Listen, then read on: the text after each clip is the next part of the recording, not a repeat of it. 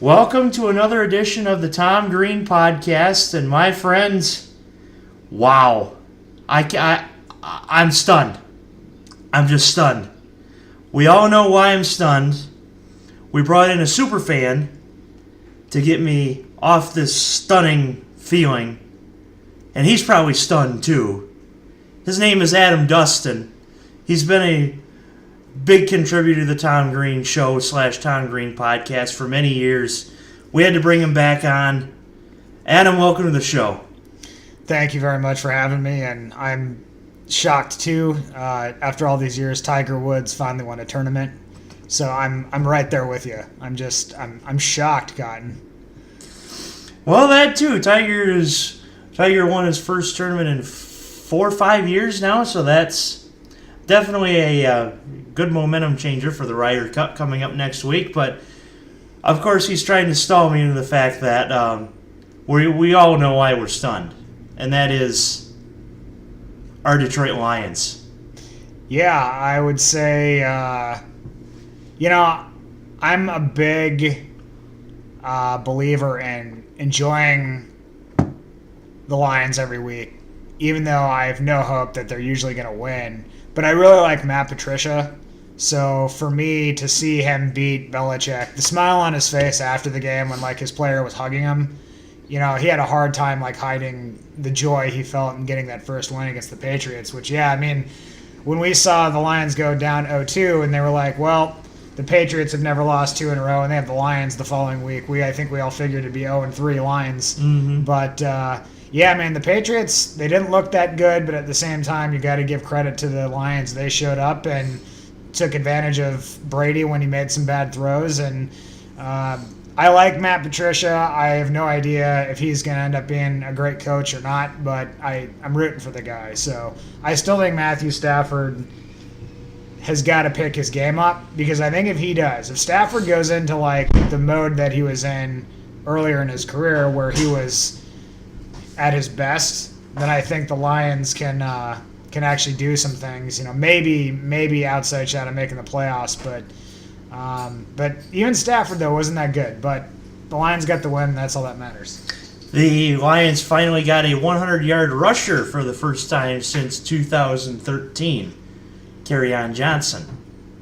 Yeah, that was cool. And then I don't know if you had the same thing happen to you that I did. Late in that quarter, he got a carry, and it was 4 yards deep, and it looked like he was going to get hit for about a 3-yard loss. Somehow he avoided the tackle and ended up getting a yard. But I thought that would be nothing more Lions-esque than the guy getting to 100 yards, then losing 4 on a run, and then losing the 100. Because I don't think after that they ran another play. So. But yeah, that it's really sad that they've taken that long to get just 100-yard rushers. So, but I think that's a sign of what happens when, again, Stafford wasn't great, but when he completes some passes and you get a lead, it opens up the running game a little bit. And I think they were the better team right from the start, and that reflected in their running game. So when they're not good, they don't run the ball very well, because I think teams can just key in on that. And especially when Stafford is having a horrible game like he had against the Jets, it's really easy to shut down the running game because there's really no fear of the pass. So. Yeah, and one of my theories is if Stafford throws for more than 50 times, it's what we just abandoned the running game. You have to if you win, you got to run.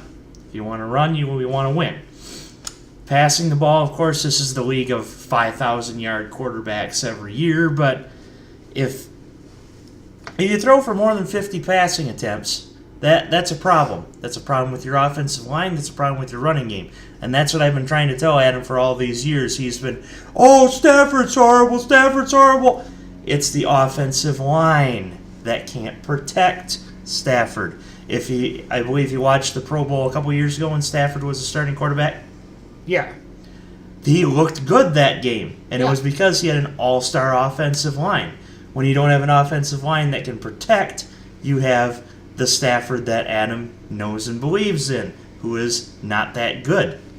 Yeah, I think Stafford's biggest issue is he's got a little Brett Favre in him, and he always thinks like, well, we're not running the ball well, we're not doing things we need to, so I need to start taking chances. And I think he does that sometimes when he doesn't really need to. So he just needs to get smarter about it. It's like, yeah, we don't run the ball very well, and while I don't think our offensive line is still that good, I also don't think they're as wretched as they were under like Joey Harrington, where he had like a half a second and then he got hit by 4 guys. And I think Stafford's O-lines have been a little bit better, and because I can't remember what it was like his first year, I think Stafford looked really good, and his O-line back then wasn't very good. So I think for Stafford, it's that gunslinger mentality that really gets him into trouble. And then other days that when he's on with his throwing, it works in his favor. But he's got to make smarter decisions and stop throwing off his back foot and being desperate. He has to learn that taking a sack and punting is not the end of the world. That's something that Tom Brady is really good at. But when you look at the Patriots and the Lions this past weekend, I thought Brady was more like Stafford. I thought he threw a couple of really desperate passes deep, and Darius Slay was one of them, and he intercepted one. And you got to have that balance, though, the running game with the passing game. But I think with the Lions, they're not good enough up front to have like the running game be first. So Stafford's got to make good throws early. They got to call the right plays to get him established, and then you got to do that. And I do think they need to throw it deep to loosen up the defense, and then you have to hit them with runs up the middle and draw plays, things like that. And then some screen plays. I think the Lions don't run. I don't think anybody runs screen plays nearly enough in the NFL or college football, but except Michigan, they run wide receiver screens all the time. But I don't know why, because they're not any good at them. So, but, Stafford. I've always said Stafford has the ability to be good, but he's just way too inconsistent. And when you have an inconsistent quarterback, that can be death. So. But at least he has it in him, so we'll find out. How funny, we're not even 8 minutes into the show, and we're like, we're turning the page, kind of like Alabama and Nick Saban. Oh, yeah, I only celebrate the victor of the national championship win for 24 hours, and then it's on to the next page, next season, which in football you have to have that mentality. You have to have that mentality to be able to turn that next page, because we'll turn into next week's game against Dallas. Yeah, you got another game to play on Sunday in Dallas at noon. Yeah, I only celebrate a Lions victory for like 10 years, so because they don't come very often. But yeah, Dallas is a team that I think their coach is on the hot seat. I saw probably a quarter of the game last week, and I think they threw an interception I'm sorry, Seattle threw a touchdown, and they showed Jerry Jones, and he did not look happy. So. That was interesting. So I think is Garrett still the coach? Jason Garrett's still in Dallas. And he had that one year where they looked amazing, and I thought in the playoffs they actually looked like the best team. And then Aaron Rodgers happened and basically pulled off that miracle. The Dead's caught it. Yeah, but they've been sort of downhill ever since, and so I think the Lions can beat Dallas. I'm not really impressed with Dallas anymore. So they have some good players and everything, but there's no reason why if the Lions can beat the Patriots at home, if they bring the same kind of game against Dallas, they can win it. But it's the same thing with the Lions. If the Lions, the lovable losers show up, then they can lose that game. So that's the problem with the Lions. They don't have much room for error, because when they make a lot of mistakes, the Jets, who are not very good, murdered the Lions because the bad side of the Lions showed up. So, but I do think it's a winnable game. After, of course, the Quandre Diggs interception for the touchdown against the Jets dominated. But of course, I got to bring up one of Adam's very favorite things on Facebook, and that is memes. Jason Garrett after Dak runs for 3 yards on 3rd and 10. He's just standing there clapping. Yeah, I don't even understand that meme, but yeah. I just want to say on behalf of the Tom Green Show, NFL memes are not funny. They've got to be the worst thing I've ever seen. There's just nothing about them that's funny. So, except for the Belichick one, which unfortunately now they overuse. But outside of that, yeah. Happy New Year. Let's party. Let's party. Yeah. that was a good one. So. Of course, I'm a meme connoisseur, and every so often I'll tag Adam in memes, so just to see his reaction to the memes. Well, I just got a new iPhone, so now I can find crazier emojis or whatever they're called to like post when you tag me to one of your horrific, unfunny NFL memes. So yeah, Jason Garrett when it's 3rd and 10 and Dak runs for 3 yards. Yeah, good job, Dak. Yeah. Yeah. Well, I don't think Dak Prescott has gotten better since his, first year again when they looked really good. Mm-hmm. And he's actually gone backwards, which can happen sometimes. They sort of figure out their niche and then they're just not as good. So Dallas, to me, it was weird. For a year or two, they looked like they could become the Dallas of old, but they've gone backwards. Mm-hmm. But yeah, it's a winnable game. The Lions always seem to do pretty well against Dallas. I mean, they don't always beat them, but they seem to be competitive. And we remember that last playoff where they where they got royally by the officials in that game. But they enforced the penalty. They set the ball at the spot where the penalty was enforced, and then took it back. And then a guy from the sideline, and Des Bryant, came off of the sideline without a helmet on to yell at the ref, and they didn't throw a flag on him. So you had a player on the field without his helmet on, and you had a player who came off the side of the field to scream at the official, and that official didn't throw a flag on him. It was such a ridiculous, horrific job by the refs in that game, and it killed the whole momentum of what the Lions had going. Yeah, I'm still kind of baffled. The only reason that loss was in a way worth it is because then the next week Dallas got a taste of their own medicine when they got really screwed over on that process of the catch play. Des got it. And so all the Cowboys fans who were like, oh, Lions fans are crying over the refs. It has nothing to do with the refs. A week later, the Cowboys fans were saying that it was the refs that, took away their playoff run. But so that was beautiful just to see those guys get their comeuppance. But even though it was Aaron Rodgers, me no like Green Bay. Yeah, well, me no like Rodgers. I actually like all of the teams in the division because I think they just have they have great uniforms and they have the best names. They have the 4 best names in all of football. You've got the Lions, you've got the Bears, you've got the Packers, and you've got the Vikings, and they all have great uniforms. There isn't another team in the NFL that I would trade that I think has like as good of a nickname or anywhere close to as good of a uniform. I don't know if you can try to come up with one, but I think the Lions are in the best division. So I'm kind of partial to all the teams in that division, and I think Aaron Rodgers is freaking amazing. I don't really like him when he plays the Lions because he always throws for like 5,000 yards and 20 touchdowns and a Hail Mary, which we all knew was going to be complete when they threw it, except for the Lions coach who didn't realize they were going to throw a Hail Mary. So they should have fired him after that game, but at least he's gone. At the end of the year, it actually took the next year, but yeah, I guess he Adam wins that round. Of course. Now, if I were to pick a team in the division, and our buddy Jeff Lyons from 3PS would appreciate, I'd probably pick Chicago. Because the Bears. Yeah. The Bears. Plus, Chicago is just an amazing town. So I have a really warm spot in my heart for the Bears. Because, one, they're kind of like the Lions in a way. Like, they're usually pretty dreadful. And then, like, once in a great while, instead of, like, just making the playoffs like the Lions do, like, they'll make the Super Bowl.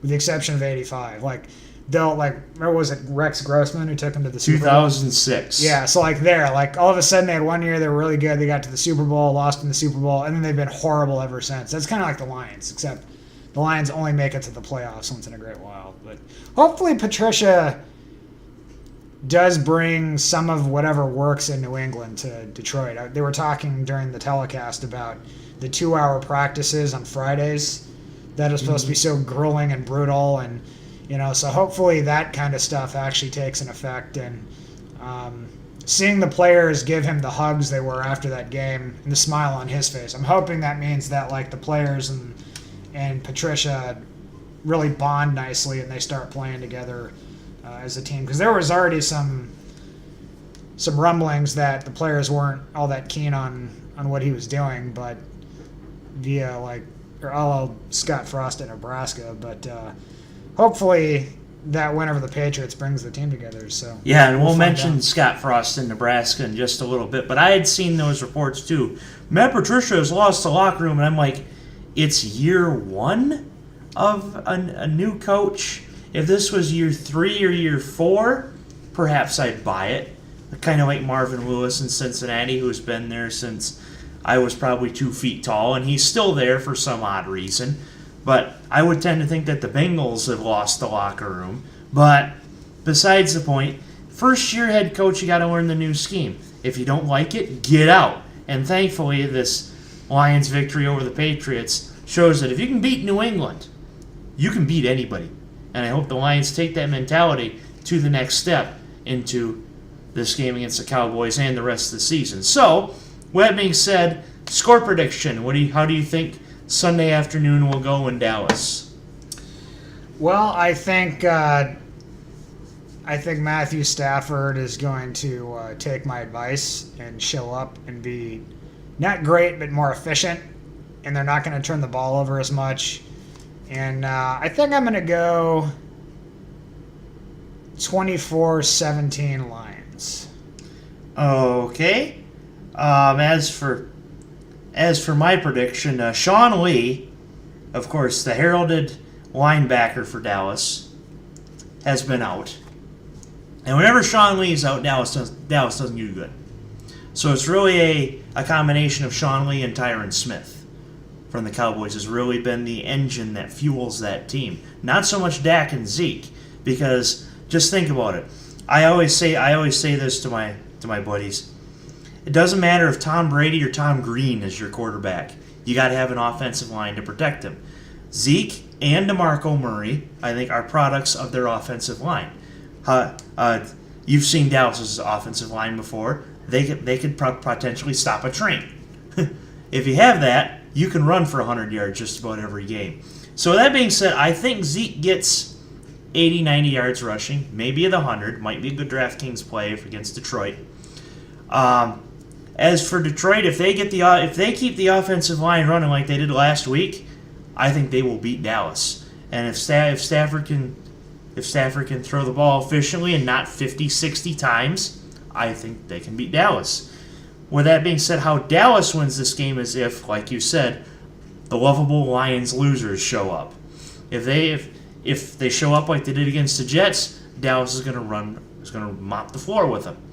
If they show up like they did against San Francisco, I think Detroit can win that game. I'm going to say Lions 31, Cowboys 24. I think it's going to be close right to the end. I think Detroit will get a reality check, but I think Detroit will get to 2-2. Wow, that's a bold prediction. Boy, the Lions scoring into the 30s again. That'd be great. I mean, they didn't get there with New Orleans with New England, but 30-some points, and that's at their Spaceship Stadium in Dallas, right? Mm-hmm. Jerry World. Jerry World. Well, that's a bold statement, but I like your logic. And of course, who's Dallas's defensive coordinator? One of your favorite Lions coaches of all time, Adam. Rod Marinelli. Rod Marinelli. Yep, he's a show-me coach. He likes show-me players. But I do want to throw this out there, though. Yeah. The Philadelphia Eagles won the Super Bowl last year, correct? They did. They beat the Patriots, right? They did. I know where this is going. And the Patriots were led by basically the greatest quarterback of all time, Tom Brady, who went to Michigan, correct? Michigan man? Okay. And it was the defense in that game who ended up winning it for the Eagles, correct? They did force a fumble in the end, yes. Yeah, which basically they stopped the greatest 2-minute quarterback in the history of the game to win the Super Bowl. A guy who has done that so many times, and he did it 8 times in one game against Atlanta. So my question is, who is the defensive coordinator for the Philadelphia Eagles? And this is exactly where I knew this was going. Jim Schwartz.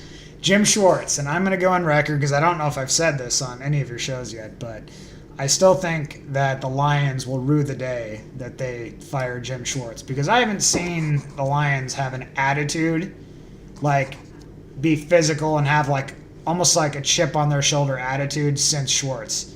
And I thought just because they had the one down year after they made the playoffs, which, by the way, they should have made the playoffs again, but this is probably why I secretly hate Matthew Stafford. I thought Stafford made so many bad mistakes in the last few games when they tanked their season that I basically put his firing on Stafford. So nobody ever wants to give Schwartz credit for building the Lions the way he did, but I don't know, man. Like, go back and watch highlights of the Lions when Joey Harrington was there, and it was before Schwartz. They were so awful. Getting a first down was like a victory for them. And I thought Jim Schwartz turned them into a really solid football team, and I thought we made a mistake firing him. But anyway, what do I know? He only went on to beat Tom Brady in the Super Bowl. So I think that Schwartz is a great coordinator. As a coach, I do give you credit that he built that team from 0-16, but they were, once he had his own lineups in there, that those teams were the dirtiest in football. And i.e. what is the Sue on problem? Evan Dietrich Smith. What is the problem with this? This is the NFL. This is a league where you got to be tough and you got to be physical. This is the league of the dirty linebackers who are the most popular guys to have on their team. What was that linebacker's name on the Denver Broncos for all those years? This is probably when you were really young, but Romanowski, was that his name? Bill Romanowski. Okay. Bill Romanowski. Dirtiest linebacker in the league, but everybody who played with him loved him, and like nobody wanted to play against him because he was physical and he was dirty. And that's what I'm talking about. You don't want a nice NFL team. You want a team with attitude. I like the fact that it was like the bad boys, except the Pistons, it was the Lions. That's what I loved it. And the crowd, I don't care what Lions fans say now, the crowd fed off of that, because I remember there was a Monday night football game. I can't remember who they played. Was it against Chicago? It might have been Chicago. Javid Best had like an 80-yard touchdown run in that. But I remember the crowd was like a college crowd. They were feeding off of that defense, and they were blitzing, and they were attacking. They were killing Chicago's quarterback, and they blew that team out, I think. And I remember thinking, like, that was the best I've seen the Lions since I've been alive.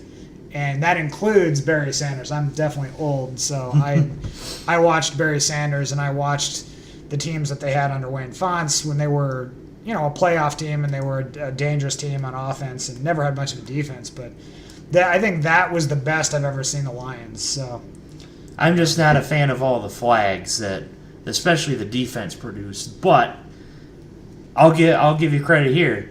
Did you watch Monday night's Tampa-Pittsburgh?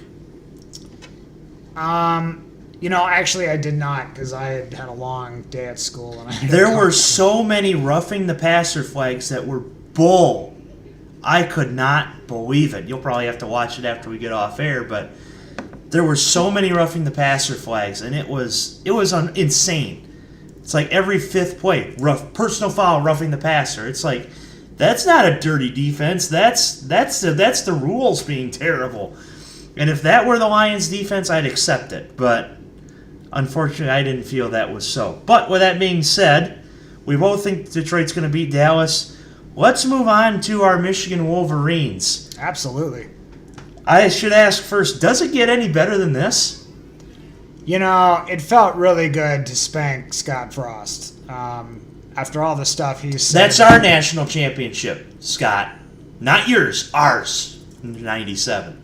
Yeah, that was that hurt, just because being number one in both polls, and before and after that, teams who were in the same situation were given the outright national title. Penn State went undefeated one year and didn't win the national title, although I think Sandusky was there at the time, so I'm not going to cry over that one. Yeah. There was an article that I read about the 2004 Auburn team that went undefeated, did not play for a national championship, and Tuberville sat down with them and said, hey, this stinks, but you know what?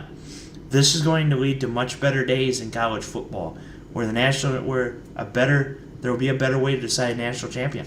That was exactly the year where I just realized that everybody's a hypocrite, because the arguments everybody made in 97 were, you can't punish Nebraska because they did everything they were supposed to do. And that was the argument everybody was making. They went undefeated. They did everything they were supposed to do.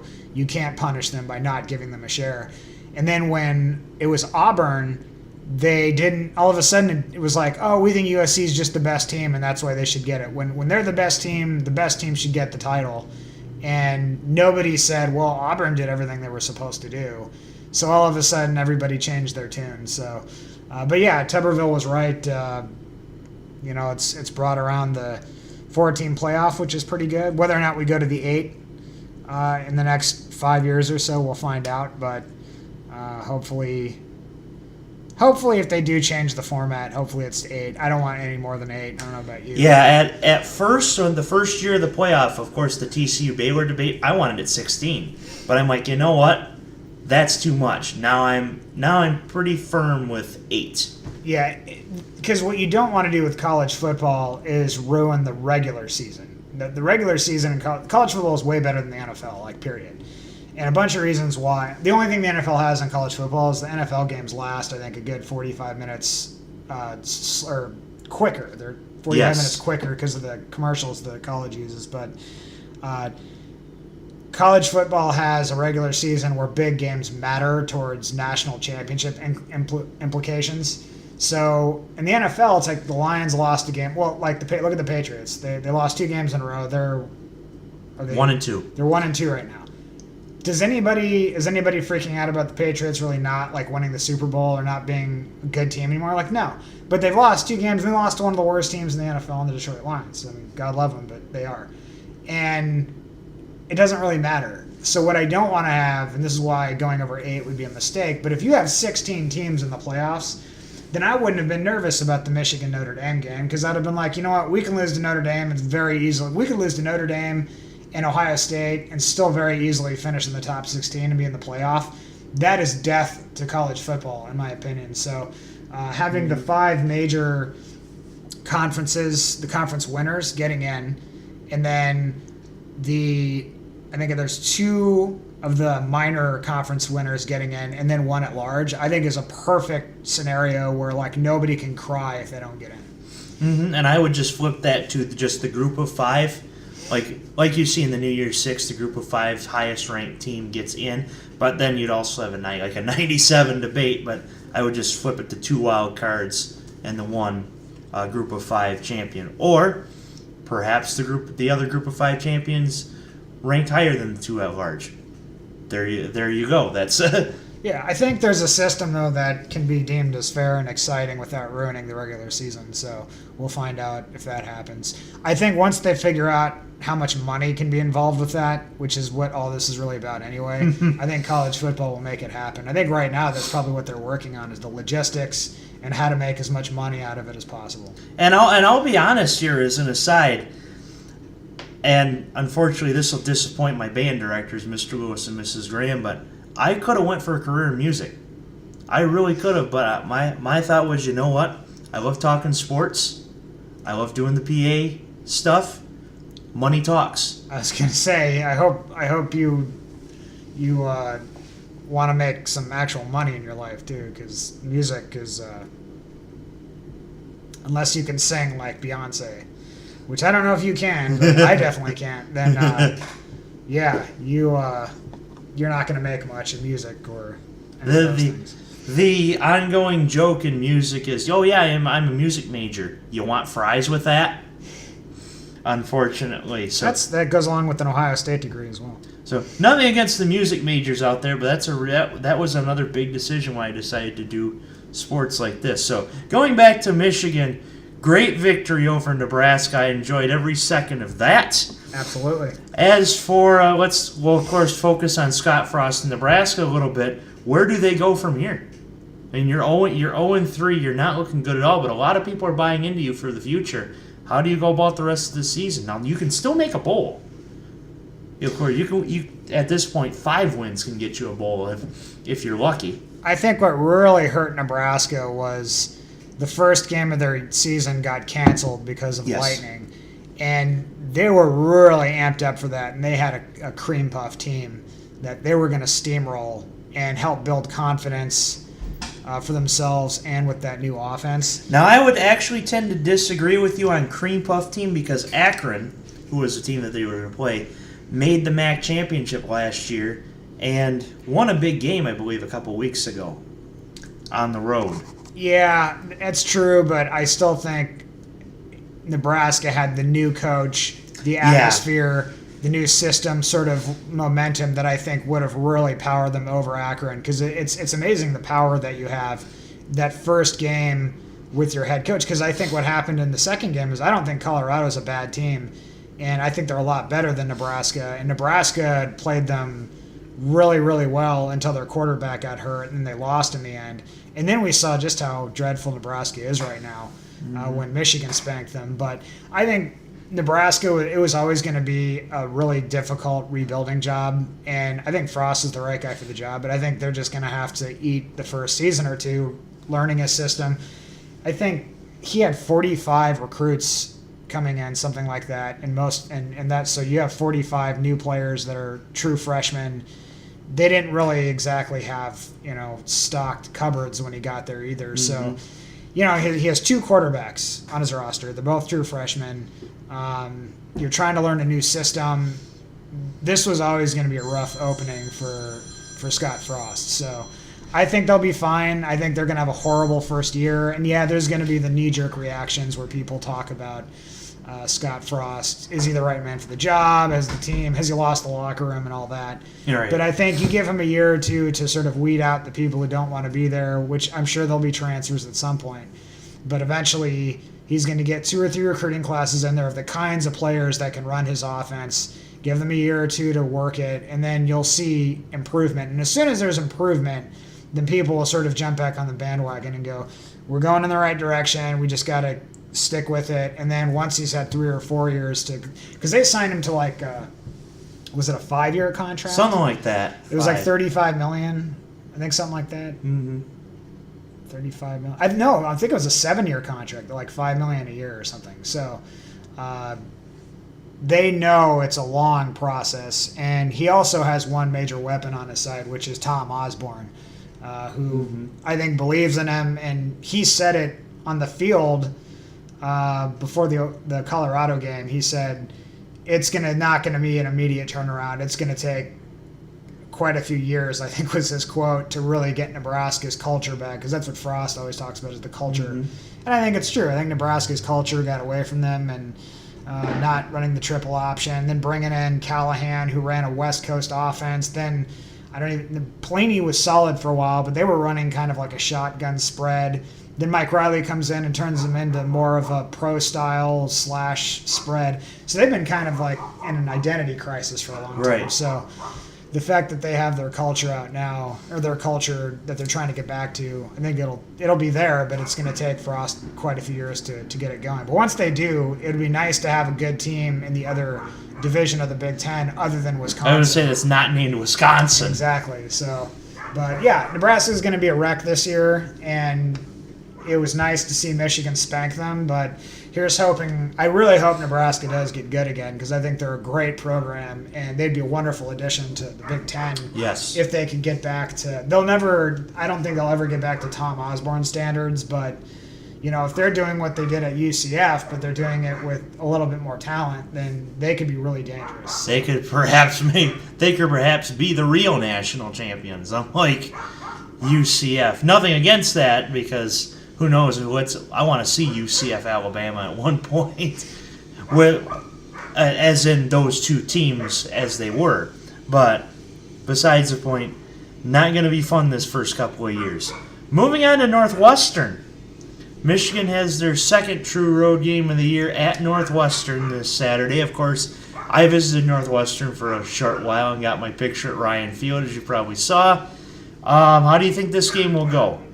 I actually went to a Northwestern game many years ago, and it was the one where Jason Avant had the one-handed catch in the corner of the end zone. It was the opposite end zone of where we were. So we were in the same end zone, just on the opposite side. So I remember him catching a one-handed. So, yeah, it was a great atmosphere.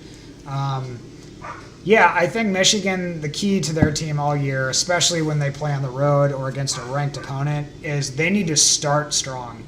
when they don't start strong, a la Notre Dame, and they spend the rest of the game trying to like get back into it, I think it really hurts their confidence. They need to start strong and feed off of that. Because I do think they're a head case team. Like they're so used to screwing up in the big games that you don't just turn that around immediately. And I mean, you go back to Harbaugh's first year, lots of hype. First game of the year, we lost to Utah on the road. It was the first game, and it was just one of those things where it was like, okay, whatever. Then they started getting some things together, and then they played Michigan State, and oh yes, all they had to do was get a punt off to beat Michigan State, but they found a way to lose that game. And I think that's a sign of like that mentality that I was talking about with Nebraska, where right now Michigan just has a big game losers mentality. If you go back to last year's Ohio State game, you know, had Shea Patterson been the quarterback in that game, they probably win that because he would have been able to hit a guy 5 yards in front of him, unlike O'Korn. And then 2 years ago, again, 4th and 1 against Ohio State. I've seen the video and I've seen the analysis of those still photos, and he was short. It's no doubt about it in my mind, he was short. But they got unlucky, and they ended up losing. And went for 2 against Ohio State, I think under Brady Hoke once. Yep. And the play call they had was bafflingly stupid, and they lost. So I think Michigan needs to get some little wins on the road and build their confidence up, but they have to start well right off the bat. If comeback victories don't really make you cocky, they don't give you that kind of confidence, you really, really need to start strong and play a full 60 minutes. So that's going to be key for them against Northwestern, and I actually think they're going to get the job done. Yeah, Northwestern's always a pesky team, and Northwestern's always had some success against Michigan, not necessarily beating them every time, but giving Michigan a run for their money. So in Evanston is tough. Of course, any true road game is tough. But if Michigan plays the way they have been the past few weeks, I don't see how they wouldn't beat Northwestern. Let's go with the score prediction. Go ahead. I'm going to go 42-17 Michigan. So you think they're going to dominate? Yeah. I like that. I think it will be a little closer than that because it's at Northwestern. I think it's going to be close right up till about the start of the fourth quarter. Then Michigan pulls away. I'm going to go 37-20. Something like that. It'll be like 20-20 to start the fourth, and then I'm probably a little bit biased because I saw Northwestern play Purdue at the beginning of the year, and it was one of the most awful displays of football skill by both teams that I've ever seen. So, I mean, it was I think it was like it might have been the Friday game before the season started or something, and that's why I was watching it, but it was dreadful. And I remember thinking, if we don't murder Northwestern, then something's wrong. But we'll find out. You're right. Anytime you go on the road, and is it a night game? It is a 3:30 kickoff. Okay. 3:30 at Northwestern, so 4:30 here. But okay, so it's not a night game. That's good because night games, that gives the crazy Northwestern student body a few more hours to study before they go to the stadium, and that makes them a lot. You know, if they study a lot, they go crazy. So yeah, right. I just think Michigan's got the talent on both sides of the ball. The defense was so congealed last week, and they just controlled Nebraska. Nebraska still converted on some 3rd and 18 plays, which drives me crazy, but for the most part, Michigan controlled that game defensively. And I think Michigan's defense needed that because they looked snake-bitten when they played Notre Dame and gave up touchdowns in their first 2 possessions. So, but I think the performance against Nebraska is a confidence builder. Starting strong against Northwestern, getting the win there, which I think they will, that will continue to build up. And but I'm with a lot of people. I'm enjoying it when they win. I enjoyed the win against Nebraska, but I want to see these guys do it against Michigan State because that is the ultimate. You know, to use a soccer term, that's an ultimate bogey team for them. Like, they cannot, I think even more than Ohio State. Michigan has played a lot better against Ohio State than they have against Michigan State. And so Sparty right now is in Michigan's head, and Michigan's got to get them out of their head. So we'll see if they can do that at the end of October. So with that being said, we go to the most heralded segment on this show, the Rapid Fire Picks. All right. We have 8 games this week, as we have just about every week. As I think you know, the winner at the end of the season gets a small prize, like at no more than $25. Like Last year, my drinking buddy Aaron Gosser got a case of beer for winning Excellent. the rapid fire game. So, Greatest gift. oh, of course. So that being said, let's hit this segment. First up, West Virginia, Texas Tech. Gotta go with West Virginia. You got to go with West Virginia. I'm going to say not so fast because it's in Lubbock. West Virginia is a higher ranked team, but I think Texas Tech has played better than a lot of people have predicted. Of course, big what is defense, 12. Mm-hmm. Let's go Texas And Tech. West Virginia has Matt Greer, too. So Will Greer, you mean? Or Will Greer, I mean. Yeah. Yeah. I'm going to go Texas Tech 63, West Virginia 55. High scoring. Yep, 35-28 West Virginia. Alrighty. Greer with 5 touchdowns. We'll go in South Bend, Stanford, Notre Dame. You know, after what Stanford did last week against Oregon, I don't see them letting that gift, that theft they pulled against Oregon get away from them. And I also don't think Notre Dame is that good. I think Notre Dame's kind of a one-dimensional team offensively. They like to throw the deep ball down the sidelines. Stanford's smart. They should be prepared for that. I think Stanford has found their gift on offense of throwing to their receivers who are all like 6'6". Mm-hmm. They didn't take advantage of that until the second half against Oregon, and then Oregon couldn't stop it. So I like their size advantage at wide receiver and tight end. I like the fact that they can run the football. And their defense actually was number 1 in the country until Oregon. But Oregon's offense is really hard to stop. So, but at the end, they got the stop when they needed to. So I like Stanford offensively and defensively, and they've also had Notre Dame's number. So I'm going to go with Stanford. I'm going to say 28-21 over Notre Dame. I like that pick. Notre Dame had to go with Ian Book last week as their starter. Stanford, of course, is smart. Stanford's had Oregon's number, and frankly, I still kind of can't believe how Stanford pulled that game off last week. Neither can I. Neither can anybody. But with college football comes momentum. There are a lot of momentum riders that end up winning the national title. Give me Stanford. Similar score, 27-20. Sounds good. Let's go South Carolina, Kentucky. You know, I went to the University of Kentucky for 1 year, and I've always been kind of I am with the Lions. I've always been kind of a downer on their football team, but I watched a good portion of that game last week, and they got a good defense, and they got an annoying, gritty running style of shotgun offense, and they took it to Mississippi State last week. They beat the Gators in the Swamp, which is not easy to do, especially after losing to them for like 30 years in a row. I'm on board with the Wildcats. I think they take out the Gamecocks, and I'm going to go 27-24. I haven't been too impressed by South Carolina this season. I expected more of them, especially after beating Michigan in the Outback Bowl last year. I know, tough to bring that up, but I had to. But give me Kentucky. I like that pick. Beating Florida in the Swamp, like you said, steamrolling Mississippi State. Give me Kentucky 24-7. I like it. BYU Washington.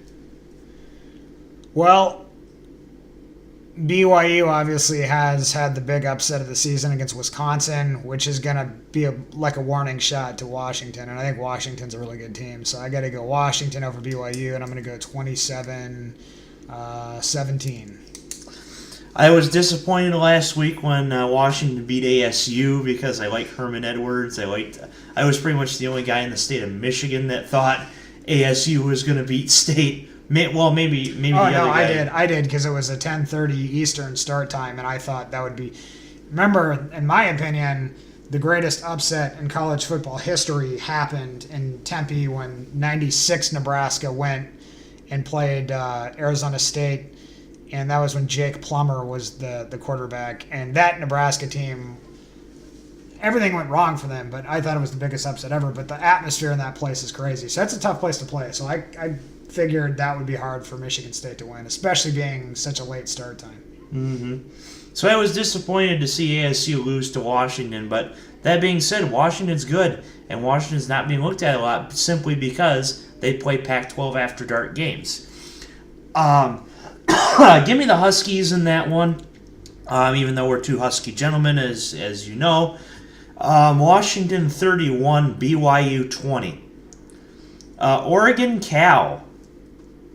I would like to pick Cal, but I think Oregon's just going to be really mad about last week. And even though part of me thinks that could like work against them, like losing in such a heartbreaking fashion, but I think they're just going to take it out on Cal. And let's face it, Cal's pretty lousy. So I like Oregon, and I think they're going to win big. I'm going to go 48-26.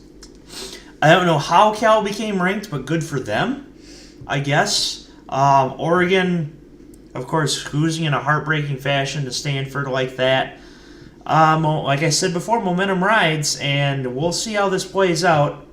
I do like Oregon in this game, however, 51-20. Cal is not too much of a defensive team, even though Sonny Dykes is gone. Give me Oregon in that one. And, of course, I saved this for the last college football game we'd look at. Ohio State, Penn State. Yeah, the what I call the Monsters Bowl. It's going to be a great game to watch. I'm actually pretty excited for it, but it's like it's really one of those games where it's like Satan playing Satan. It's hard to really like watch it and root for anybody because I don't like either school, but as a purely college football watcher, it's going to be fantastic. But to me, Penn State's defense is very questionable. And even though Ohio State has primarily played absolute cream puffs, TCU was a tough game, and it was at TCU. And TCU hung in there with Ohio State. But I think Ohio State's way too much. I think Trace McCoy is legit. And I think he'll keep Penn State in the game. Trace McSorley. What did I say? Trace McCoy. Trace McCoy. Trace McSorley is Trace McSorley. I think he's a character in my brother's screenplay. Anyway, but Trace McSorley is, I think, legit, and he's I think he's going to keep Penn State in there. But I think late third quarter, early fourth quarter, I think Ohio State's going to be way too much, especially offensively. I don't know where they get these guys like Haskins, but I think he's going to use his legs and his arm to beat Penn State's defense a lot. And in the end, I think Ohio State's going to take it. I think it'll be exciting because it's at Happy Valley. So, but I'm going to go. I'm going to go big on this one. I'm going to go 52-38 Ohio State, and I think they pull away in the fourth quarter. Yeah, as much as I'd love to see Penn State win, I don't think that magic's going to happen like it did 2 years ago. It'll be similar to TCU, where Penn State might actually have a lead in the third quarter, but Ohio State will turn on the Jets and unfortunately madden the people up in Michigan as they defeat Penn State 35-14. 35-40. Good old-fashioned Big Ten score there. Going on to the NFL, 2 NFL games this week, Houston and Indy. I'm going to go with Houston just because I think Deshaun Watson is going to have a good game because he's going to be mad about the racist comment made about him. So I'm going to go 27-23 Houston. I've always said that AFC South games are the toughest to pick in all of football because you just never know what happens from week to week. Somehow Houston's got to win. Indy, I still don't think Indy is all that good. Give me Houston. I'm going to say 17-10. Low scoring, a lot of defense in that one. Yep. And our final game of this segment, Cleveland and Oakland. Chucky's not off to a good start, and Cleveland got that win, and it's at Oakland. It is in the black hole. I'm going with the Browns, man. I like they're going to ride the wave of victory from last week. They're going to go into Oakland, and I think they're going to just cut it loose, and they're going to have a lot of fun. And I think Baker Mayfield has showed that he's got the ability to stand in that pocket and throw some strikes. So he was impressive in their comeback victory. So I'm going to go Cleveland Browns 23, Oakland 20. Chucky going to 0-4. And the calls for Chucky's head might be might be rolling if they haven't been already with the trade of Khalil Mack. With that being said, I disagree with the calls for his head. Because, think about it. They got 2 firsts, a second, and a third for Khalil Mack. It's not like they got peanuts. Now, of course, on the field right now, it seems like they haven't gotten peanuts. But you get 2 firsts, a second, and a third, you got something for a talented linebacker. With that being said, the Browns are rolling. The Raiders aren't. I thought the Raiders were going to beat Miami, but they didn't. I guess I agree. Give me the Browns. 31-20. The other thing about Chucky is he hasn't coached in over a decade, and even if he had, like, you don't hire a coach and give him that contract expecting him to, perform miracles right away. And yeah, he traded that player, but he traded him for a lot, and that's kind of the problem with a lot of these, superstar players. They're so freaking expensive. I agree with that. I'm sort of like Jonah Hill in Moneyball.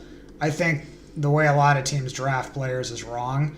I don't think you should ever draft a skill position player high except for a quarterback if that's exactly what you need. But I'm not a big believer in the superstar stud players outside of that. I don't think they get you anything. Look at Ezekiel Elliott with the Dallas Cowboys. They've had, one more win than the Lions in the playoffs maybe since he's been there. He's really good. They pay him a lot of money. Dez Bryant was a big superstar pick, but it didn't get them anywhere. Look at the Atlanta Falcons. It's like, yeah, they made it to the Super Bowl, but they had Julio Jones, and he was good and everything, but, they didn't beat the Patriots, who basically had Tom Brady and not much else. So I think the big-name players who are really expensive are guys that you kind of want to get off your roster unless they're your quarterback, and so I don't think the Khalil Mack thing was a big deal at all. It's like he's a great player, but he's not going to be the guy to lead you consistently in every game to a championship. So if you can get 3 great picks for him, then and get him off of your salary, then I'd say go for it. So yeah, you got to give Gruden some time, or I think that's kind of dumb the way people think coaches come in. It's like, well, if you're not immediately great, then we want you out. Good luck with that. That's not going to work. So. Right. Unless you're Kirby Smart, you go to Georgia and you're left basically a team that's ready to challenge for a national title. It's like immediate success doesn't happen with teams who have not had any success. Right. So with that being said, we come to the final question that I always bring to the table. Is there anything else you'd like to add to this wonderful Tom Green podcast? I just want to say that I think, let's see here. He's going to talk about Liverpool. Yeah, so Liverpool, they are drawing with Chelsea 0-0, where apparently Daniel Sturridge with an all-time miss against Chelsea. So, yeah, nobody's scoring in that, and Barcelona has lost to Leganes 2-1. So they might actually fall behind Real Madrid and La Liga. And of course, I forgot to mention to it, but he's going to give me crap about it. Derby beating Manchester United in the Carabao Cup yesterday. I'm not going to give you crap about that. Derby's a much bigger and better club than Man United. That was no surprise at all. Yeah, you see what I mean. So, with that being said, that is the Tom Green podcast. He is Adam Dustin. And of course, another great show. Thanks for having me.